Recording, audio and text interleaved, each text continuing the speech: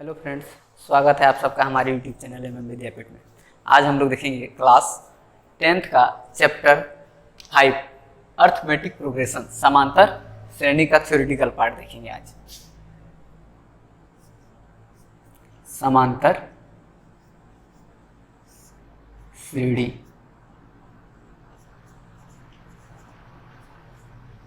इसको हम लोग बोलते हैं अर्थमेटिक प्रोग्रेशन। ठीक है, पहले समझते हैं हम लोग श्रेणी क्या होता है। श्रेणी क्या होता है, जैसे मान लीजिए मेरे पास एक नंबर है 1, 4, 7, 10 ... एक नंबर है 1, 4, 9, 16 ... और एक है 1, 10, 15, 2, 5 ... तो अगर इसको देखा जाए तो ये इसका अगला टर्म अगर हमको पूछे तो हम बता सकते हैं 1 में 3 जोड़े 4, 4 में 3 जोड़े 7, 7 में 3 जोड़े 10, तो 10 में 3 जोड़ेंगे तो ये 13। ये क्या है, ये है हमारा 1 का स्क्वायर, ये है 2 का स्क्वायर, ये है 3 का स्क्वायर, ये है 4 का स्क्वायर। तो अगला क्या हो जाएगा 5 का स्क्वायर 25। तो इसको हम लोग क्या कह दिए, श्रेणी। श्रेणी मतलब जो किसी निश्चित नियम का पालन करता है, वो क्रम से है ताकि हम उसका अगला पद निकाल सकें। लेकिन ये वाला जो है हमारा, ये श्रेणी नहीं कहलाएगा, इसका कोई निश्चित नियम का ये पालन नहीं कर रहा है। किसी भी क्रम में है, 1 है तो 10 है, 15 है, इधर कुछ 5 का डिफरेंस था, उधर कुछ हो गया, इसमें कोई नियम कानून नहीं है, तो इसको हम लोग श्रेणी नहीं कहते हैं। तो ये सब हमारा क्या कहलाता है, श्रेणी। हम लोग को पढ़ना क्या है, समांतर श्रेणी। समांतर श्रेणी किसको कहते हैं, ऐसा श्रेणी, संख्याओं का ऐसा श्रेणी जिसमें लगातार 2 संख्या का अंतर हमेशा निश्चित हो। एक ऐसा श्रेणी जिसमें लगातार 2 संख्याओं का अंतर एक फिक्स चीज हो, तब वो उसको कहते हैं हम लोग समांतर श्रेणी। जैसे 2, 4, 6, 8, 10 ... तो ये हमारा क्या कहलाता है, समांतर श्रेणी। क्योंकि लगातार कोई भी कंसेक्यूटिव नंबर लेते हैं, जैसे 4 में 2 को घटा देंगे, कितने का डिफरेंस मिलेगा 2। 6 में 4 को घटा देंगे, कितने का डिफरेंस मिलेगा 2। 8 में से 6 को घटा देंगे, कितने का डिफरेंस मिलेगा 2। लगातार 2 पदों का अंतर जब समान आने लगे तो उसको हम लोग कहते हैं एपी, और यही हमारा कहलाता है समांतर श्रेणी। अब हम लोग इसको डिटेल में चर्चा करेंगे। समांतर श्रेणी किसको कहते हैं, ऐसा श्रेणी जिसमें लगातार 2 पदों का अंतर हमेशा क्या हो, निश्चित हो, और जो समान अंतर है इसी को हम लोग कहते हैं सारणांतर। आगे हम लोग समझते हैं क्या है अभी डिटेल में। मान लिया जाए A1, A2, A3, A4 ... एक AP है, एक AP है। A1, A2, A3, A4 ... एक AP है। तो ये AP में तभी होगा जब, यदि ये AP है तो क्या होगा, A2 - A1 का जो मान होगा बराबर होगा हमारा किसके, A3 - A2 के, और ये बराबर होगा किसके, A4 - A3 के। अगर ये बराबर नहीं होता तो AP नहीं कहलाता, अगर ऐसा है तो ऐसा होगा। अगर A1, A2, A3, A4 एक AP है तो A2 - A1, A3 - A2 और A4 - A1, A3, ये तीनों हमारा क्या होगा, बराबर होगा। ठीक है, जैसे इसमें देखिए 4 में 2 गया तो 2, 6 में 4 गया तो 2, 8 में 6 गया तो 2, 10 में 8 गया तो 2। क्योंकि ये एक एपी है तो लगातार 2 पदों का अंतर जो है वो हमारा क्या होना चाहिए, समान होना चाहिए। और इसी अंतर को हम लोग कहते हैं कॉमन डिफरेंस या सार्व अंतर। इसी अंतर को हम लोग क्या कहते हैं, सार्व अंतर या कॉमन डिफरेंस। इसको हम लोग डी से डिनोट कर देते हैं। और कोई भी लगातार 2 पदों का जो अंतर होता है वही हमारा क्या कहलाता है, सार्व अंतर, यानी A2 - A1 ये सार्वंतर है।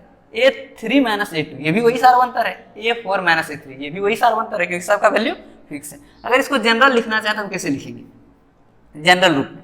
ये मान लीजिए AN है तो इसमें घटाना है कौन, इसके ठीक पहले वाला पद। तो इसका ठीक पहले वाला पद क्या हो जाएगा, AN - 1, यानी अगर n का वैल्यू पुट कर दिए हम 4, तो यहाँ 4 में 1 गया 3, तो A4 में गया A3। इसका वैल्यू अगर पुट कर दिए हम 3, तो वहाँ 3 में 1 गया 2, तो A3 में गया A2, तो बच गया D। कोई भी लगातार 2 पद। इसको एक अलग तरीका से भी लिखा जा सकता है।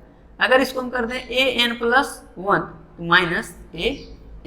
बुक में हमारा ये वाला का जिक्र किया हुआ है, लेकिन दोनों हमारा एक ही चीज़ है, दोनों में कोई अंतर नहीं है। हमेशा लगातार 2 पदों के अंतर को ही हम लोग सार्वंतर कहते हैं, और यदि वो बराबर हुआ तभी वो क्या कहलाएगा, AP। तो an में ठीक उसके एक पहला वाला पद क्या होगा, n-1। an प्लस 1 ठीक पहला, तो n प्लस 1 के ठीक पहले क्या होगा, n। तो ये हमारा क्या कहलाता है, सार्वंतर। अब हम देखते हैं कि ये सार्वंतर हमारा क्या हो सकता है, प्लस होगा, माइनस होगा या 0 होगा। यदि d हमारा पॉजिटिव हुआ, d का वैल्यू क्या हुआ हमारा पॉजिटिव होगा, तो ये जो समांतर श्रेणी बनेगा हमारा किस टाइप का होगा, ये इंक्रीजिंग होगा, मतलब आरोही क्रम में होगा ये हमारा। अगर d प्लस होगा तो समांतर श्रेणी हमारा कैसा होगा, आरोही क्रम में होगा। d अगर प्लस होगा तो समांतर श्रेणी हमारा कैसा होगा, आरोही क्रम में होगा। और यदि d हमारा नेगेटिव होगा तो समांतर श्रेणी जो है हमारा वो किस क्रम में होगा, अवरोही क्रम में होगा, मतलब घटते रूप में होगा, अवरोही क्रम में होगा, अवरोही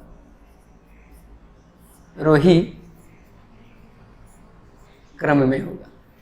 ठीक है। और यदि d हमारा क्या हो गया, 0 हो गया, यदि d क्या हो गया, 0 हो गया, ना पॉजिटिव ना नेगेटिव, तब ये क्या होगा, AP का सभी पद समान होंगे, AP के सभी पद समान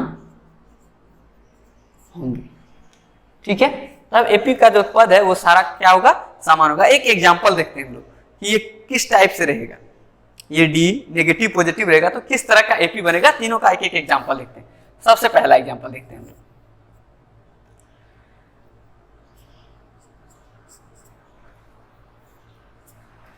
D पॉजिटिव था, मान लेते हैं 2 4 6 8 डॉट डॉट डॉट। इसका अगर D निकाला जाएगा तो A1 क्या है इसके लिए 2, A2 इसके लिए क्या है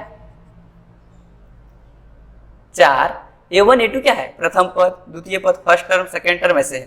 तो D निकालेंगे हम लोग A2 माइनस A1, और जब A2 माइनस A1 करेंगे यानी 4 माइनस 2, तो D क्या मिल गया हमको 2। कोई दिक्कत है। अब देखते हैं एग्जाम्पल नंबर हम लोग 2। जब हम बोले D नेगेटिव होगा तो उस स्थिति में क्या होगा, जैसे इसी को पलटते हैं 10 8 6 4 डॉट डॉट डॉट। तो यहाँ पे हमारा A1 क्या हो गया 10, A2 कितना हो गया 8, तो D क्या होता है A2 minus A1, A2 minus A1, यानी D बराबर हो गया हमारा 10 माइनस 8 माइनस 10, 10 नहीं 8 माइनस 10, तो D क्या निकल गया हमारा -2। तो ये वाला क्या है डिक्रीजिंग ऑर्डर में घट रहा है, धीरे धीरे AP क्या हो रहा है हमारा घट रहा है। एक लास्ट देखते हैं तीसरा एग्जांपल। D अगर 0 रहेगा तो वो AP कैसा दिखेगा 4 4 4 डॉट डॉट डॉट। A1 यहाँ कितना है 4, A2 कितना है यहाँ पे 4, तो D क्या निकलेगा यहाँ A2 माइनस A1, यानी D बराबर 4 माइनस 4, तो D बराबर क्या हो गया 0। तो यदि D पॉजिटिव तो आरोही क्रम में बढ़ते क्रम में है, यदि D नेगेटिव तो अवरोही क्रम में घटते क्रम में है, और यदि D बराबर 0 तो AP के सभी पद समान होंगे। D 0 हो गया तो AP का सभी पद क्या हो गया समान हो गया। अब हम देखेंगे कि AP में nवां पद हम कैसे फाइंड आउट कर सकते हैं कि nवां पद कौन सा पद होगा जो इसका nवां, यानी यहाँ से क्या पता चला अभी कि D जो है D का वैल्यू पॉजिटिव नेगेटिव 0 तीनों हो सकता है। अब देखते हैं हम लोग आगे कि D का nवां पद हम लोग कैसे फाइंड कर सकते हैं। nवां पद AP का पहला पद मान लेते हैं AP हमको दिया हुआ है AP का A, और दूसरा और इसका सार्वंतर दिया हुआ है हमको, सार्वंतर कितना दिया हुआ है मान लेते हैं वो दिया हुआ है मेरे पास D, कितना दिया है सार्वंतर D। तो हम एक AP लिखते हैं। AP क्या होगा हर अगला टर्म पिछले से D ज्यादा होगा क्योंकि उसी का तो अंतर है, तो क्या हो जाएगा पहला टर्म A, फर्स्ट टर्म हो गया हमारा A, सेकेंड टर्म क्या हो जाएगा A2 A plus D, A plus D, क्योंकि ठीक D ज़्यादा होगा तीसरा टर्म क्या हो जाएगा, a plus a2 plus d, a2 plus d, तब ना a3, a2 में d जोड़ना है, यानी इसको अगर कहा जाए तो a2 को क्या लिखते हैं हम लोग, a प्लस d, और d तो एक a2 के लिए लिखे हम लोग a प्लस d, और एक d अलग से है, ये d, तो क्या बन गया फाइनली a प्लस 2d। अगर वैसे ही a4 के लिए लिखें तो क्या लिखा जाएगा, a3 प्लस d, और a3 को क्या लिखते हैं हम लोग, a प्लस 2d फिर प्लस d, तो ये हो जाएगा हमारा a प्लस 3d। तो ये हमारा क्या है, AP है। ठीक है, सबका अंतिम पद निकाल रहे हैं हम लोग, AP का nवां पद, पहला पद, दूसरा पद, तीसरा पद, चौथा पद, ऐसे ही अगर हम निकालें nवां पद an, तो इसका कैसे निकालेंगे, इससे कुछ एक पैटर्न देखो समझ में आ रहा होगा।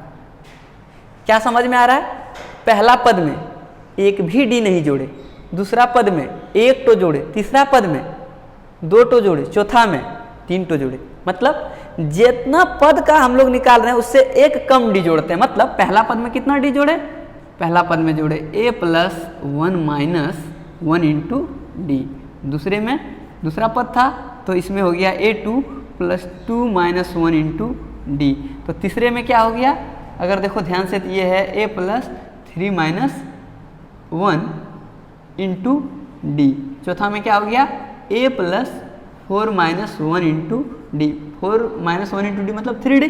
उसी तरह से देखो एकदम मैच कर रहा है, तो इसी तरह से nवां पद का हम लोग क्या लिख सकते हैं, डॉट डॉट n पद का हो जाएगा a प्लस जितना टर्म है उससे एक कम, तो यानी n minus 1 into d, a N is equal to A plus N minus 1 into d. Pattern देखिए, पहला में 1 माइनस 1 डी मतलब 0 डी, दूसरे में कितना डी जोड़े, 2 में एक कम डी, तीसरे में 3 में एक कम, चौथे में 4 में एक कम, तो पांचवा में 5 में एक कम, तो एनवां में क्या जोड़ेंगे, एन में एक कम डी, तो ये हो गया हमारा एनवां term.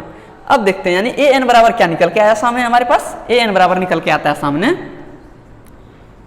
A N is equal to A plus N minus 1 into D.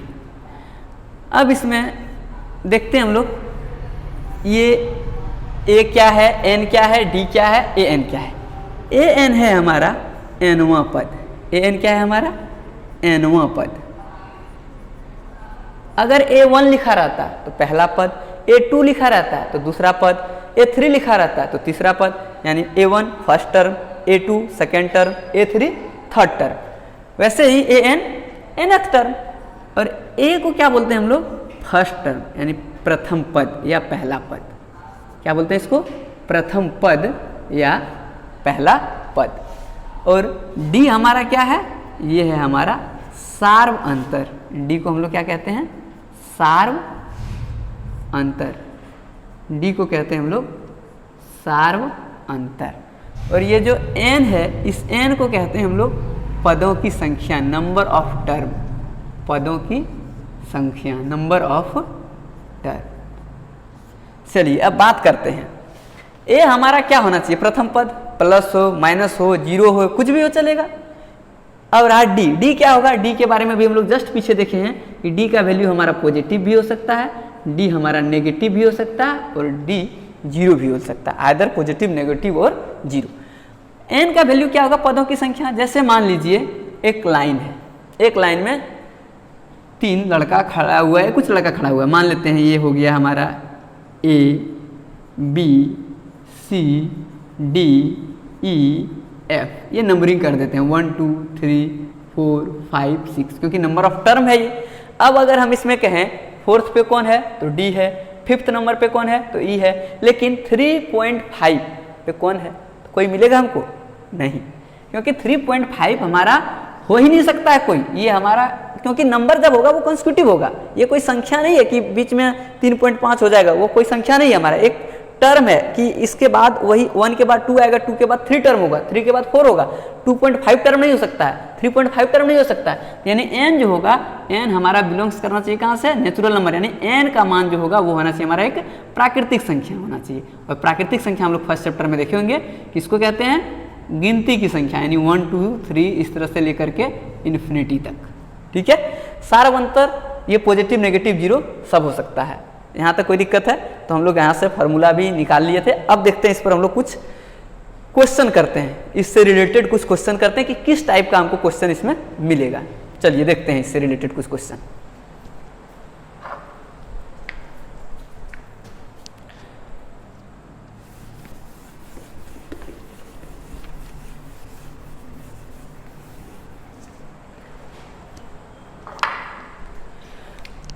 सबसे फर्स्ट क्वेश्चन है हमारा,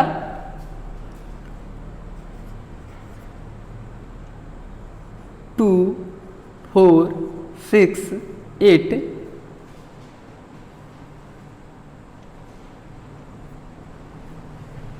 एपी में है या नहीं। ठीक है, तो कैसे निकालेंगे? लिखेंगे पहले हम A1 is equal to 2, A2 is equal to 4, A3 is equal to 6, A4 is equal to 8। A1 A2 A3 A4 निकल गया। अब हम देखते हैं A2 माइनस A1 का वैल्यू निकालते हैं, तो क्या निकलेगा? 4 माइनस 2 इज इक्वल टू 2। फिर निकालते हैं A3 माइनस A2, तो क्या हो जाएगा? 6 माइनस 4 इज इक्वल टू 2। इसके बाद हो गया A4 minus A6 is equal to 8 minus 6, ये भी हो गया हमारा 2। तो अब नीचे हम क्या लिखेंगे कि A2 minus A1 equal to हुआ A3 माइनस A2 और ये इक्वल टू हुआ A4 माइनस A3। अतः यह हमारा क्या है? AP है। अतः यह AP है। ठीक है, और इसमें किस टाइप का क्वेश्चन? पहला क्वेश्चन तो यही मिलेगा, इस टाइप से AP है या नहीं। दूसरा इससे क्वेश्चन पूछेगा E अगर AP है तो इसका हमको D बताइए और प्रथम पद बताइए। एक एग्जांपल इसका क्या आ जाएगा? अगर AP है तो बताइए कि इसका D क्या होगा और प्रथम पद क्या होगा। इस टाइप का भी क्वेश्चन आएगा। हम लोग हर तरह का एक एक एग्जांपल करके देखते हैं इसमें। चलिए, आप लोग इसको साथ साथ नोट भी करते जाइए।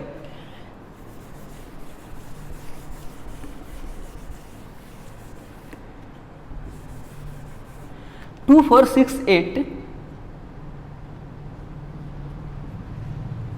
AP है तो A तथा D का मान ज्ञात करें।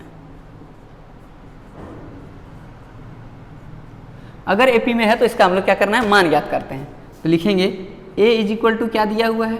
2, क्योंकि जो A1 है वही A है, और A2 इज इक्वल टू कितना दिया है? 4, और ये AP अगर दिया हुआ है तो हम D निकालते हैं। D बराबर क्या होता है? A2 माइनस A1, यानी D बराबर हो जाएगा 4 माइनस 2, तो D बराबर हो जाएगा 2। कोई दिक्कत है? D बराबर क्या हो गया? 2, और A हमको पता है कि जो A1 है वही A है, तो ये भी निकल गया 2। एक ये टाइप का क्वेश्चन मिलेगा, और भी एक टाइप का क्वेश्चन मिलेगा, उसको हम लोग देखते हैं। अगला एग्जाम्पल देखते हैं। हमको दे दिया कि किसी AP का प्रथम पद हमको दे दिया 4 है, और इसका D दे दिया हमको -2 है। A 4 है और D दे दिया -2 है, और क्या बोला? इसका nवां टर्म निकालना है हमको, यानी मान लेते हैं 10वां टर्म। मतलब इसका 10वां टर्म निकालिए कि A10 बराबर वाट, क्या निकलेगा? इस टाइप का क्वेश्चन देगा। तो इसमें क्या करेंगे हम लोग? AN का मेरे पास फॉर्मूला दिया, यानी देखो इसमें कितने को रिलेट किया गया है? एक है A1, दूसरा है A, तीसरा है N और चौथा है D।